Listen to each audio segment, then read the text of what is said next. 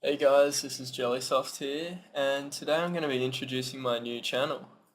It's basically just going to be a software engineering channel, and you could find anything from electronics tutorials to software tutorials, definitely programming tutorials.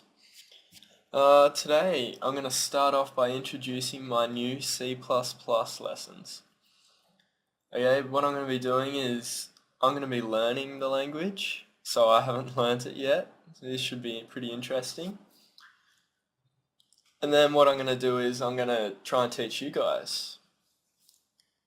So at the end of every lesson, I'm going to put up a whole heap of questions on a dedicated Facebook site so that I can put my answers, you guys can just, pay my answers out, put your own answers up, all that sort of stuff. It's all good stuff for learning.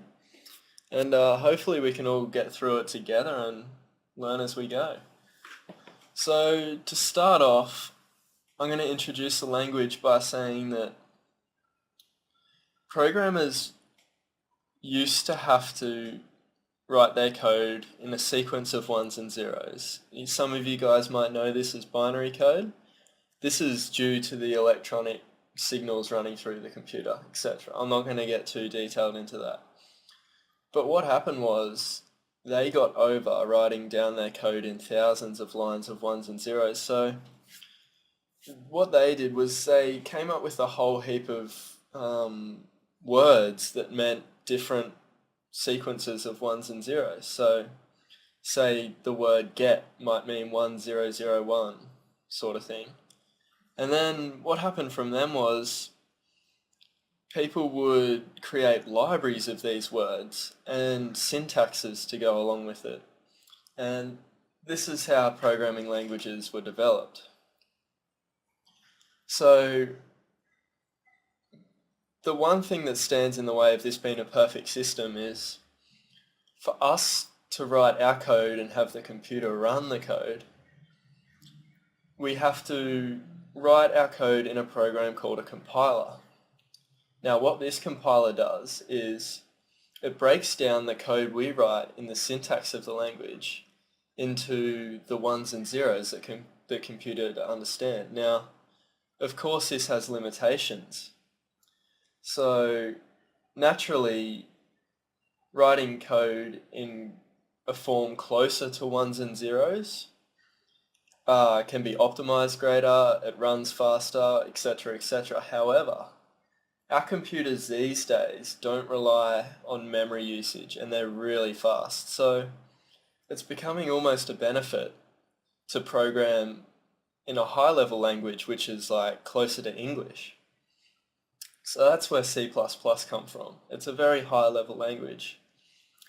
First off, we're going to have to get you guys this compiler. So I'll just show you through the steps to getting it. Alright, this is going to be different for Windows, Mac and Linux users. Alright, Linux, you're going to have to look at G++. Macs, I think you can run G++, or a better developing environment might be Xcode 3 or lower. For 4, you have to pay every year.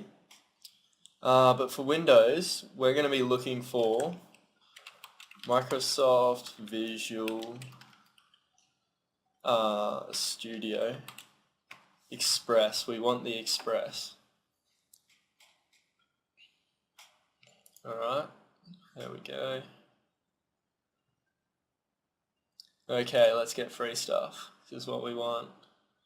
So here's all the stuff that Visual Studio Express offers. We want the Visual C++ version. Alright, you can read all this. We're going to be unleashing our creativity a little bit later. But you guys, you just got to install now English and follow the prompts. It's a very basic setup. You should be sweet with that. Alright, once you've done that, let's go and open it up, see what we've got to deal with.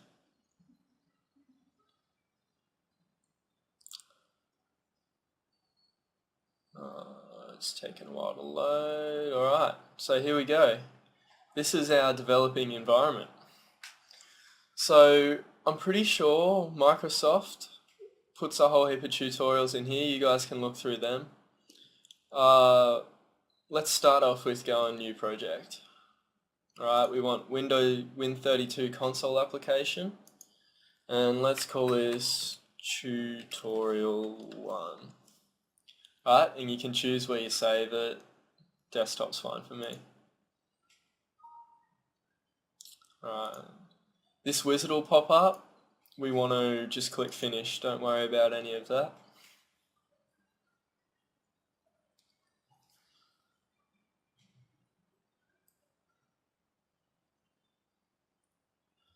Okay, here we go.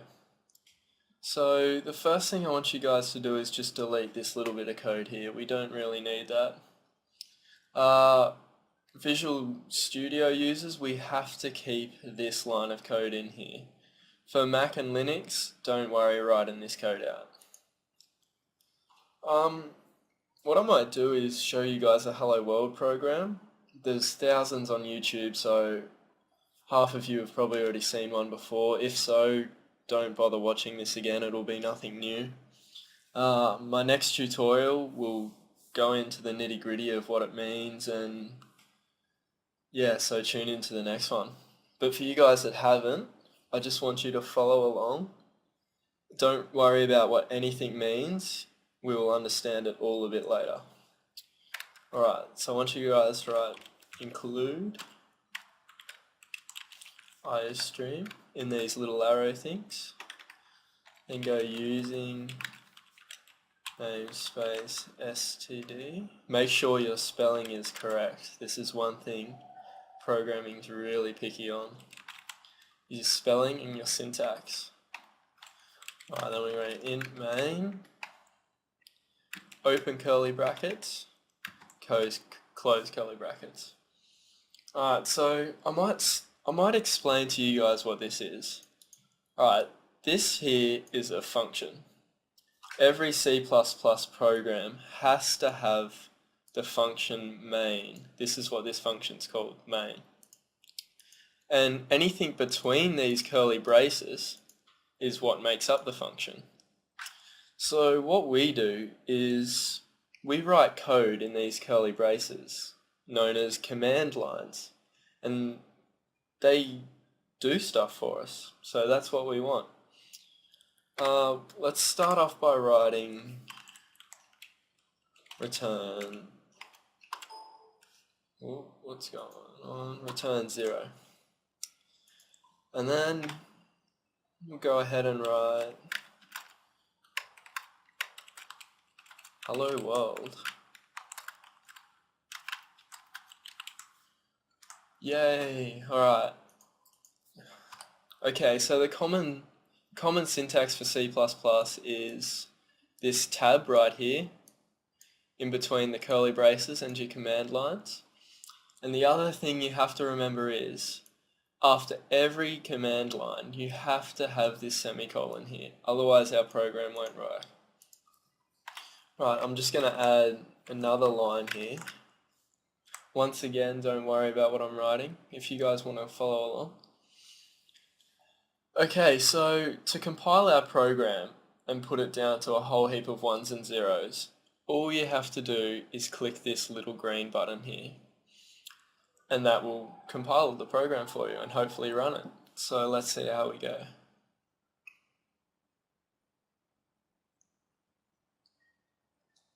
Yay, there's our program.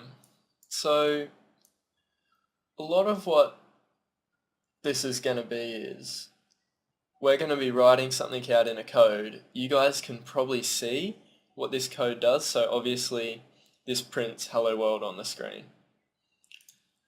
And then you guys can muck around with it, play around with it, develop your learning that way. So as I was saying before, if your syntax is wrong, so if we delete this semicolon here, and then we've still got this running, so you want to close that, and we go and try and compile it again, we'll get an error message.